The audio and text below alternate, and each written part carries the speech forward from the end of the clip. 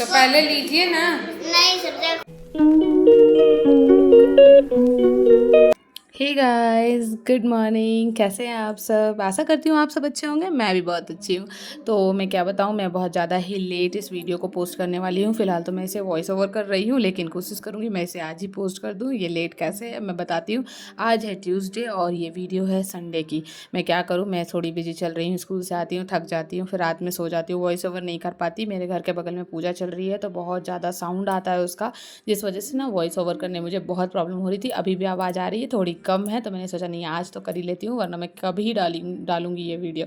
इसलिए मैंने आज टाइम निकाल करके ये वॉइस ओवर कर लिया है, मतलब कर रही हूँ। तो ये संडे की वीडियो है। संडे मेरे को एक दिन फ्री टाइम मिलता है, तो मैं सोची ये बहुत टाइम का मेरा पेंडिंग वॉक था, ये मलाई निकालना। आपको पता है ना ये कितना ताम झाम वाला काम है, मुझे बिल्कुल पसंद नहीं है, लेकिन मैं क्या करूँ, मेरे पास मलाई जमा हो ही जाती है और मुझे ये करना ही पड़ता है। मुझे फिर बहुत मोह लगता है कि कैसे मैं उसे गैस ऑन करके जला दूँ, इसलिए मैं थोड़ा मेहनत कर लेती हूँ।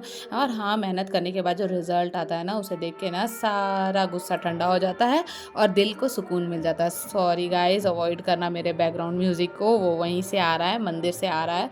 मैं क्या कर सकती हूँ, मैं बिल्कुल मंदिर के पास रहती हूँ ना, तो ये हमारे यहाँ चैत में दुर्गा पूजा होता है, तो बस उसी का ये साउंड है। तो मैंने ऐसे बनाया है। आप बताना कि आप कैसे बनाते हो घी।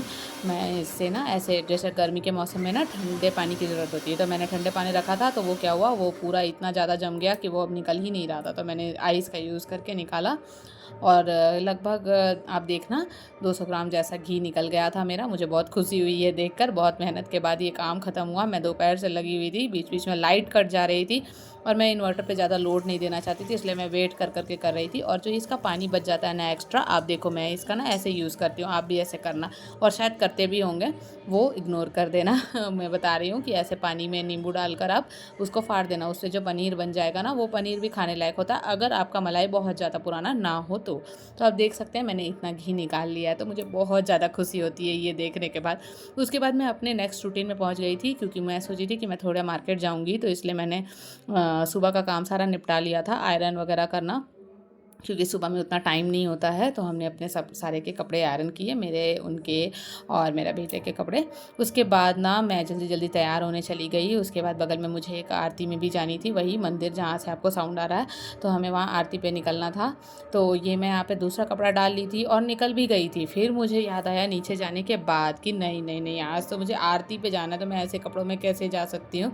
तो फिर मैंने जाकर वापस से कपड़े चेंज किए, वापस से आरती ज्वाइन किया, फिर वापस से चेंज किया। ऐसा इसलिए किया ना क्योंकि वहाँ पे मंदिर में बहुत भीड़ थी और वहाँ पे ना प्रसाद में बूंदिया बट रहा था, जो मैंने ना अपने ड्रेस पे ही ले लिया था, क्योंकि हाथ में दे रहे थे वो लोग, तो हम क्या में ही लेते, तो हम अपने ड्रेस पे ही ले लिए और फिर वो गंदा हो गया था। तो फिर मैंने उसे चेंज किया, वापस से अपना गेटअप पुराना वाला लाया और उसके बाद हम